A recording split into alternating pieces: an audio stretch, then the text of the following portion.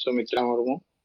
और जहां गे बो सेलेद आकान अंजमिया को मयूरिया को बाहर दिसम कुरिन ओना सामते जतो को गे सगुन सेंगल जोहार चल कते मिल बार पोत कथा लिंग दड़ा माताओ इंदो याहो टिका मुर्मू तिकिना जाना माहा 11 फेब्रुआरी 2026 उड़ीसा करे हो जगह जगह रे को मनावे गया अदा जहां बई बई ते नोआ दो ना गोटा गे ना मानाव दो को एहब इदिया का आर को एहबेया हेले आबो गमके तिकिन जहां दिस उदिस टिलका मुर्मू तिकिना किन दोहो आबोना आर बो आंजम का अदा ओनका दो ना नितो धरी होड़ दो ना बाको पांजा हका इया मेन हिसाब ते दो नोय ना टिलका माछी मुर्मू दो री को एम अदो मिमित हा दो लिंग हलिंग नोकालिंग चला बड़ा करे जहां करे को मनावा लिंग मेताव का पे दो टिल बाबा टिलका माझी पे ओलेया माझी दो बांग टिलका मुर्मू जनाम माहा बो माना अनुकिना दिस दिस ते दो ठीक गे बो मेन मा और ᱧᱩᱛᱩᱢ हो ठीक गे बो दो मा जहां नित ओडिसा रे विविध जगह करे बाबार जगह करे उनका हुयुक कान गया नित चालू दिया कान गया नोआ मिटang जहां तेहnya रिपोर्ट लेका तलिंग नेले और मिटang जिनिस नित देवनारायण गमके तिकिन जहां किन कथा किन दो दरम ले आदो ओना चितान रे अलिnya मेन नोआ आदो नोंका मा अडिगान गे हुयुक काना जहां चैलेंज लेका कथा अब हो तेहें ओंडे जहां टिलका मुर्मू तिकिना जनाम माहा पालन रे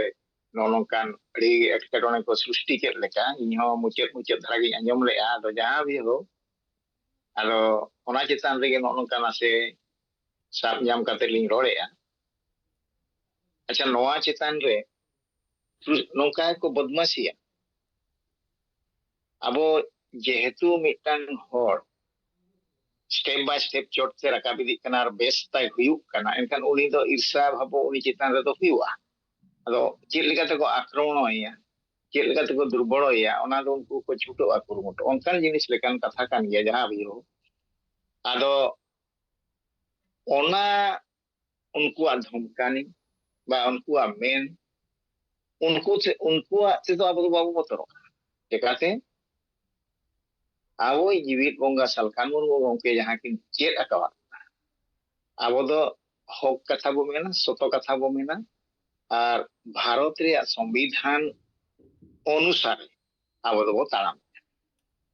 तेणु बतर रे आदो न दो बांग काना उनी धमकाय मा धमका लगे रास्ता मेना गमके ओना चेद अकावा बोना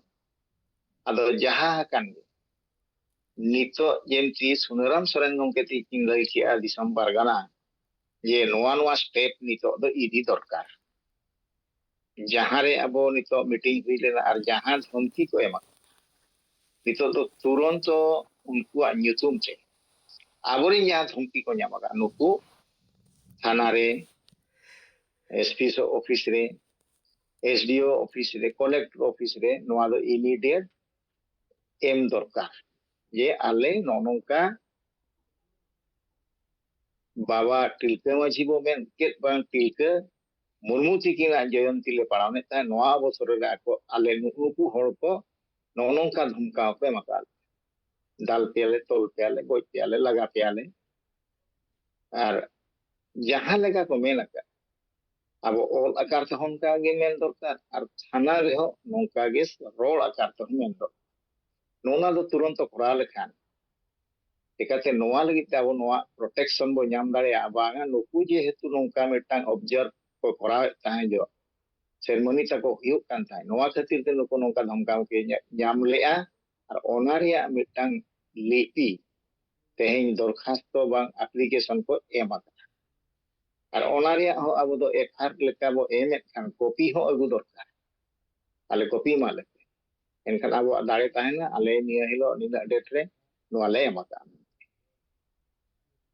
नोनोकाते नुकु हर दो जरी दाड़े और बतर दो बांग कना अब बो जुम रे बो दिन गे बो अंजमिया उड़ीसा रे कथा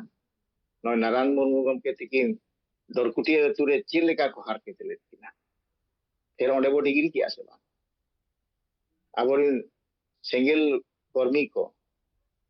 नेता को चिलका को हारकेत चलना फिर तो नितो नोड़े जहां तीना गांवता को मिसाल लेना उनको को जरी ना सेवा उनका गे अब ओना को गे उइहर काते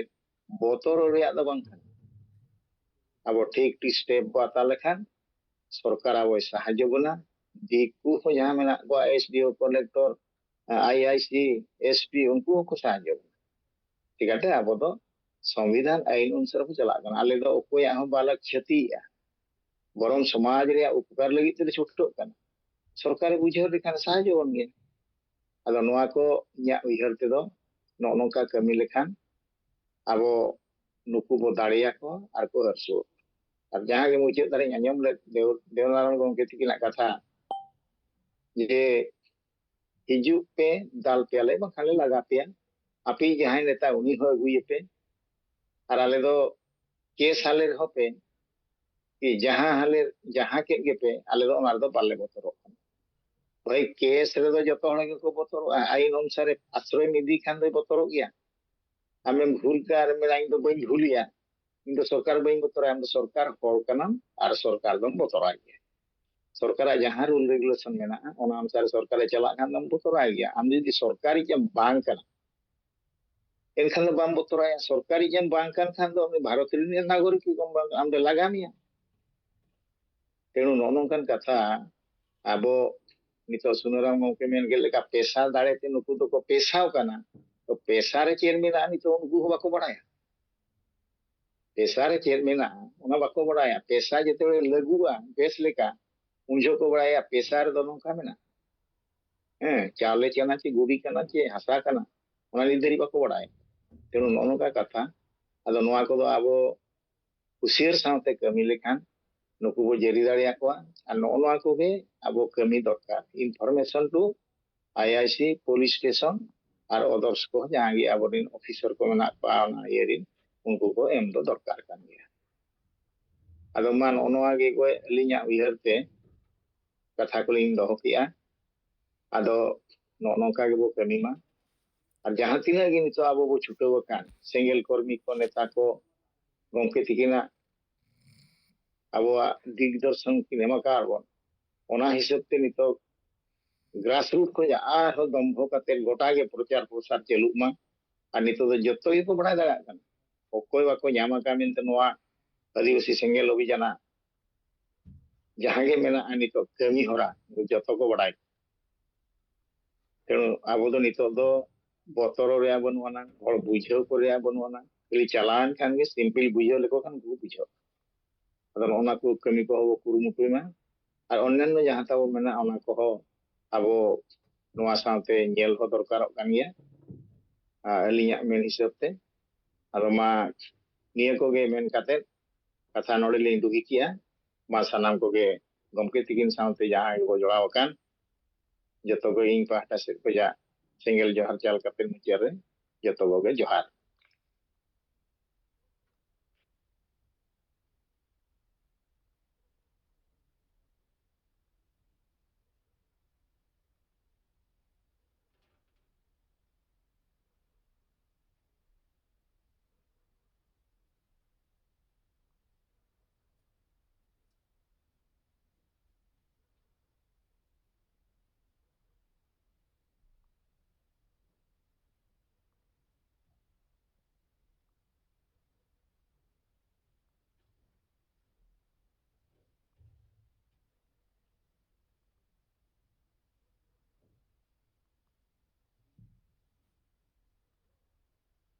अबोरेन पसिजित के जियो बुंगा सलखन मुगो